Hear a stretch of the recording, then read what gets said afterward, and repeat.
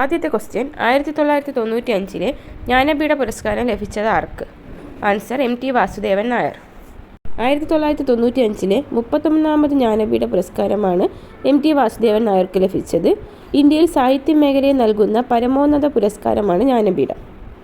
ഇന്ത്യയിലെ ഏറ്റവും വലിയ സാഹിത്യ പുരസ്കാരമായ ജ്ഞാനപീഠത്തിൻ്റെ സമ്മാനത്തുക 11 ലക്ഷം രൂപയാണ്. ഒപ്പം വാദേവിയുടെ വെങ്കല ശില്പവും പ്രശസ്തി പത്രവും ഉൾപ്പെടുന്നു.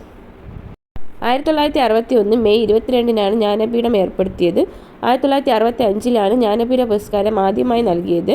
1982 വരെ സാഹിത്യകാരന്മാരുടെ മികച്ച കൃതി പരിഗണിച്ചാണ് ജ്ഞാനപീഠ പുരസ്കാരം നൽകിയിരുന്നത്. ആദ്യത്തെ ജ്ഞാനപീഠം അവാർഡ് ലഭിച്ചത് മഹാകവി G. ശങ്കരക്കുറുപ്പിനാണ്. 1965 G. ശങ്കരക്കുറുപ്പിന് ജ്ഞാനപീഠം ലഭിച്ചത്. ഓടക്കുഴൽ എന്ന കവിതാ സമാഹാരത്തിനായിരുന്നു പുരസ്കാരം. ബംഗാളി സാഹിത്യകാരി ആശാപൂർണ ദേവിയാണ് ജ്ഞാനപീഠം ലഭിച്ച ആദ്യ വനിത. പ്രഥം പ്രതി ശ്രുതി എന്ന കൃതിക്കാണ് 1976 പുരസ്കാരം ലഭിച്ചത്. G. Sankara Kurup, SK Pottekkatt, Thakazhi Sivasankara Pillai, MT Vasudevan Nair, ONV Kurup, Akkitham Achuthan Namboothiri എന്നിവരാണ് ജ്ഞാനപീഠ പുരസ്കാരം ലഭിച്ച മലയാളികൾ. SK പൊറ്റക്കാടിൻ്റെ ഒരു ദേശത്തിൻ്റെ കഥയ്ക്ക് 1980 ജ്ഞാനപീഠം ലഭിച്ചു. 1984 തകഴി ശിവശങ്കരപിള്ളയ്ക്ക് ജ്ഞാനപീഠം ലഭിച്ചത്. മലയാളത്തിൽ നിന്ന് ഏറ്റവും ഒടുവിൽ ജ്ഞാനപീഠ പുരസ്കാരം ലഭിച്ച സാഹിത്യകാരനാണ് അക്കിത്തം അച്യുതൻ നമ്പൂതിരി. അടുത്ത question, children film society of India സ്ഥാപിതമായത് എന്ന്? Answer 1955 May 11.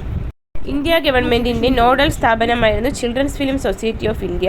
വിവിധ ഇന്ത്യൻ ഭാഷകളിൽ കുട്ടികളുടെ സിനിമകളും വിവിധ TV പരിപാടികളും CFSI നിർമ്മിച്ചു. അടുത്ത ക്വസ്റ്റ്യൻ, ക്ഷേത്രപ്രവേശന വിളംബരം പുറപ്പെടുവിച്ച തിരുവിതാംകൂർ മഹാരാജാവ് ആര്? ആൻസർ ശ്രീ ചിത്ര തിരുനാൾ ബാലരാമവർമ്മ. ശ്രീ ചിത്ര തിരുനാൾ ബാലരാമവർമ്മ ക്ഷേത്രപ്രവേശന വിളംബരം പുറപ്പെടുവിച്ചത് 1936 നവംബർ 12-നാണ്. തിരുവിതാംകൂറിലെ അവസാനത്തെ ഭരണാധികാരിയായിരുന്നു ശ്രീ ചിത്ര തിരുനാൾ ബാലരാമവർമ്മ. പരമ്പരാഗത നാടോടി നൃത്തമായ കൂമർ ഏതു സംസ്ഥാനത്തേതാണ്? ആൻസർ രാജസ്ഥാൻ. സ്ത്രീകൾ വൃത്താകൃതിയിൽ അവതരിപ്പിക്കുന്ന മനോഹരമായ നൃത്തരൂപമാണിത്. രാജസ്ഥാനിലെ മാർവാർ മേഖലയിലാണ് ഈ നൃത്തം ഉത്ഭവിച്ചത്.